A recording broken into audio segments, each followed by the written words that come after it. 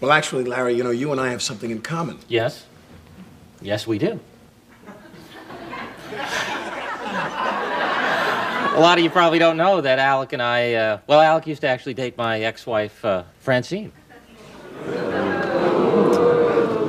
No, I was referring to our charity work with multiple sclerosis.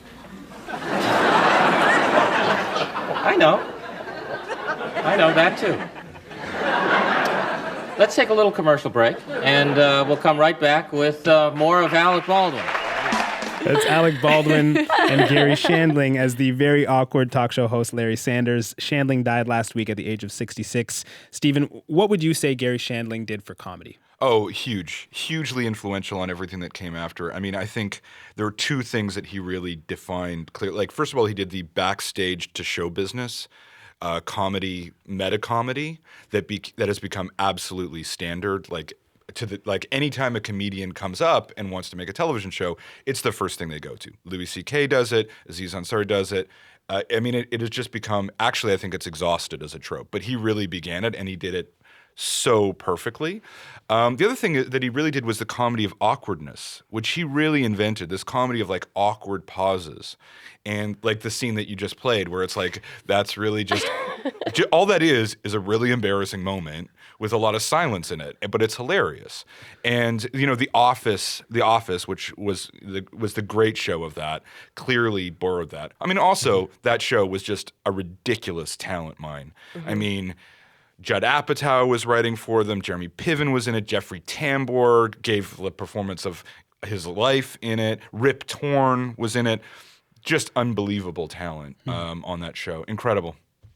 Rachel, Garry Shandling's contributions to comedy. Yeah, I mean, what was interesting is, Larry Sanders, which a lot of people, maybe don't remember, or it's not sort of immediate. But it was interesting in the days since his death. I saw the Jerry Seinfeld did one of his comedians in cars getting coffee with Garry Shandling just a very maybe a month or two before he passed away.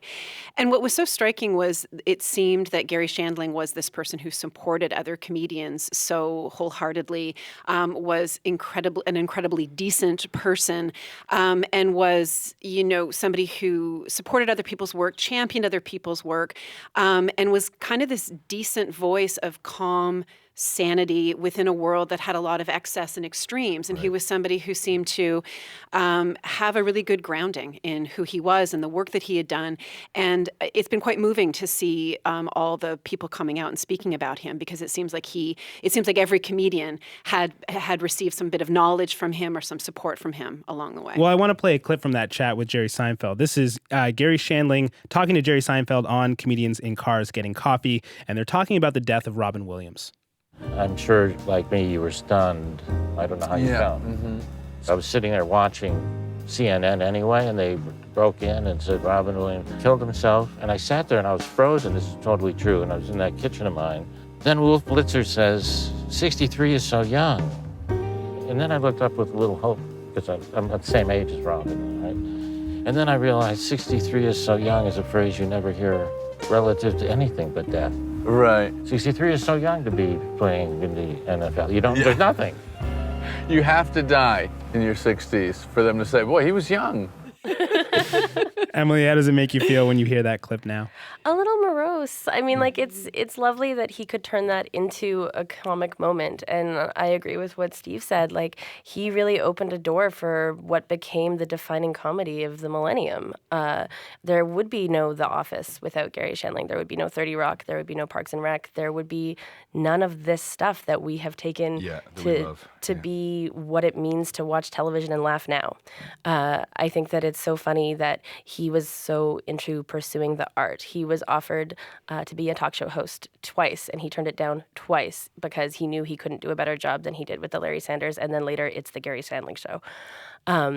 It's amazing that he wanted to preserve that space where he could have it both ways, and I think that that's a really beautiful thing about him. And he was also adored by comedians. Mm-hmm. I mean, he was, maybe just because he supported so many of them. But something like the Mark Maron show, right? Like, that's not possible without him. That sense of comedians belonging to a community, which is an odd thing, really, since they're in total ferocious competition with each other. But the sense that they belong to some kind of world that they share, I think he actually was a big part of that too. Fostering that community. Fostering that, and because he loved comedy so much, right? And Judd Apatow has the same spirit. He knows all of these comedians. He loves them. He grew up around them, and that his funniness emerges from knowing a lot of funny people.